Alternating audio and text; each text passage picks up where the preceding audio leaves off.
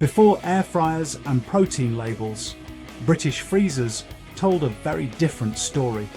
One filled with Arctic rolls for Sunday tea, fish fingers for school nights, and desserts that felt oddly luxurious just for surviving the week. These frozen foods weren't glamorous, but they were everywhere, in council flats, semis, and corner shops across the UK. Many vanished quietly, without goodbye, leaving only memories behind. Like the video and subscribe if this already feels familiar. Because the next 10 frozen foods didn't just disappear, they took a piece of British life with them. 1. Bird's Eye Arctic Roll. Introduced to British freezers in the late 1950s, Bird's Eye Arctic Roll became something quietly extraordinary. A simple spiral of vanilla ice cream and raspberry sauce, wrapped in thin sponge. It wasn't flashy or indulgent, but by the 1960s and 70s, it had secured a permanent place on British tables. This was dessert for Sunday lunch, birthday teas, and special occasions that didn't feel extravagant, but still mattered. In an era of rationing's long shadow and careful household budgets, Arctic Roll felt modern, efficient, and reassuringly familiar. Children recognized the box instantly in freezer drawers beneath bags of peas and oven chips. Parents trusted it because it was affordable, filling, and never failed. Its appeal lay in reliability, not novelty. When tastes shifted towards richer, continental-style desserts in the 1990s, Arctic Roll quietly faded, taking with it a particular kind of modest British celebration. 2. Findus French Bread Pizza. When Findus French Bread Pizza arrived in British freezers in 1979, it felt like a small cultural revolution. Britain didn't yet have takeaway pizza on every high street, and Italian food was still considered faintly exotic. This frozen baguette, sliced lengthways and topped with tomato sauce, cheese, ham, or pineapple, promised continental sophistication without leaving the kitchen. It appeared in television adverts as quick, modern, and slightly daring. For families in semis and tower blocks alike, it became a Friday night treat, eaten on trays in front of the television. Teenagers loved it because it felt grown up. Parents loved it because it was easy. The taste was basic, the bread often chewy, but that hardly mattered. By the early 1990s, fresh pizza and takeaway culture overtook it. The French bread pizza vanished, leaving behind the memory of Britain's first frozen flirtation with Europe. 3. Sara Lee Chocolate Gâteau. By the mid-1970s, few frozen desserts carried the same sense of occasion as the Sara Lee Chocolate Gâteau, sold in neat cardboard boxes and requiring nothing more than careful defrosting. It transformed ordinary dining tables into something approaching restaurant luxury. This was the dessert brought out when guests came round: deep chocolate sponge, thick layers of cream, and a glossy finish made it feel indulgent in a Britain still cautious about excess. Advertisements framed it as sophisticated and international, a far cry from jelly and custard. For many families, it marked milestones, anniversaries, dinner parties, Christmases in the late 70s and early 80s. The appeal was simplicity combined with indulgence. No baking, no skill, just presentation. As home baking trends and premium patisserie later took hold, Sara Lee's gâteau lost its magic. But for decades, it defined what posh dessert meant in Britain. 4. Lion's Made Zoom Lolly.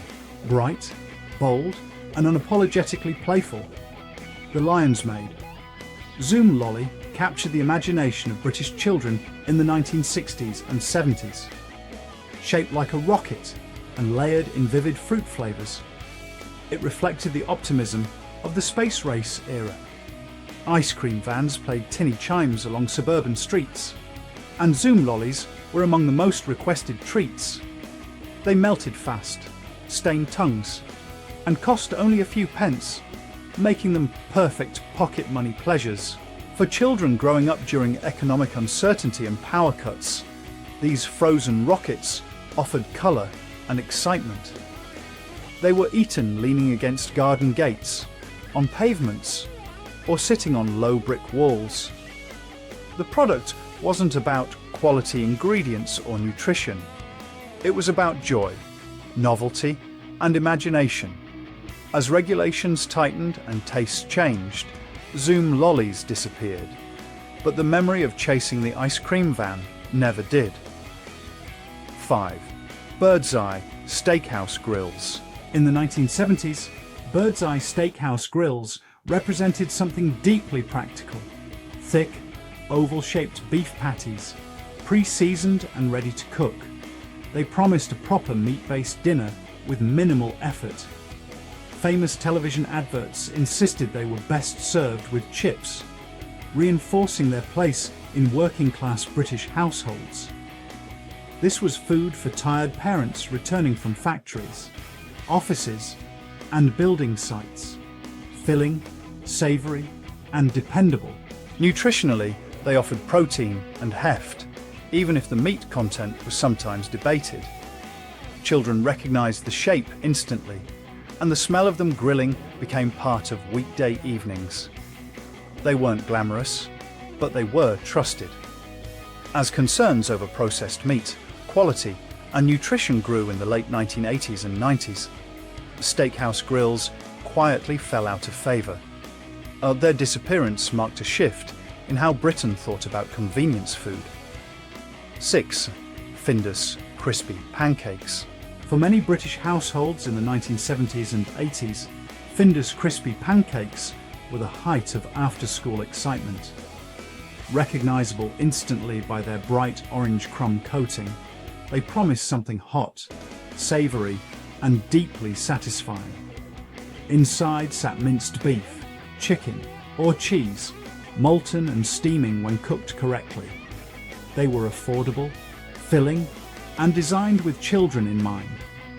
Parents trusted them as a quick tea-time solution, while children loved the crunch and rich flavour. Nutritionally, they were unapologetically indulgent, heavy on calories and comfort rather than balance. Adverts showed smiling families and simple ovens doing all the work. As Britain moved towards fresher food and healthier messaging in the 1990s, crispy pancakes lost favour. But for a generation, they remain the taste of rushed evenings and burnt tongues. 7. Vesta Beef Curry. When Vesta Beef Curry appeared in British kitchens during the 1960s and 70s, it felt quietly adventurous. Britain's relationship with global cuisine was still tentative, and Vesta offered a safe introduction to something foreign. Inside the box were sachets of dried rice, curry sauce, and beef pieces, rehydrated on the hob. The flavour was mild, sweet, and unmistakably British in interpretation. Yet for families who had rarely eaten Indian food, it was exciting. It brought variety to weekday meals and suggested modernity. Advertisements leaned into the idea of travel and discovery, even if the taste remained cautious. Vesta Beef Curry wasn't about authenticity. It was about curiosity without risk. As Britain's high streets filled with Indian restaurants and takeaways in the 1980s, Vesta's appeal faded, overtaken by fresher, bolder flavours. 8. Lion's Made Funny Feet. Few frozen treats are remembered with as much affection as Lion's Made Funny Feet. Introduced in the early 1980s, these foot-shaped ice lollies, coloured bright pink with bubblegum and strawberry flavours, were designed to delight. Ice cream vans stocked them alongside Zoom lollies and Fab ice creams, and children would press coins into warm palms waiting their turn. Funny Feet were silly, cheerful, and unmistakably aimed at children. They melted quickly, stained hands, and were rarely eaten neatly. Nutrition was never the point. This was pure novelty and summer joy for many. Funny feet are tied to long school holidays and the sound of chimes drifting down the street. As packaging regulations and changing tastes reshaped the ice cream market, Funny feet quietly disappeared, but the memory of them remains vivid and unmistakably British. 9. Bird's eye fish fingers. By the late 1960s, bird's eye fish fingers had become a cornerstone of British family meals. Made from blocks of white fish coated in breadcrumbs, they were marketed as nutritious, convenient, and child-friendly. Television adverts emphasized protein, growth, and wholesome eating, reassuring parents while appealing to children. Fish fingers appeared on plates with chips, peas, and occasionally baked beans, forming one of the most recognizable meals of the era. They were cheap, easy to cook, and endlessly adaptable. Sandwiches, fish finger butties became a cultural staple. Even debates about custard as a side dish entered popular culture. As supply chains, sustainability concerns, and tastes evolved, the product changed. But the original fish fingers of the 60s and 70s represent a time when frozen food felt reliable, modern, and firmly part of everyday British life. 10. Findus Lean Cuisine. When Findus Lean Cuisine launched in the UK in 1987, it marked a turning point.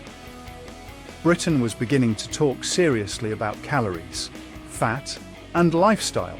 Lean cuisine offered frozen meals under 300 calories, neatly portioned and clearly labelled. Dishes like chicken in wine sauce or pasta promised sophistication without guilt.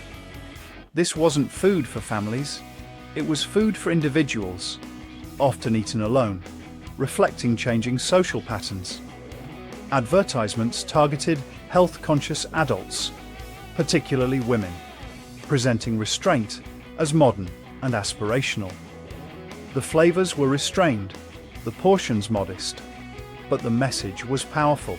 As dieting trends shifted and competition increased, lean cuisine struggled to stand out. Yet its arrival signaled a new era, where frozen food was no longer just about convenience, but identity. In the end, these frozen foods were never just products. They were part of everyday British life, woven quietly into family routines, childhood memories, and ordinary evenings across the UK from the 1950s through to the 1980s.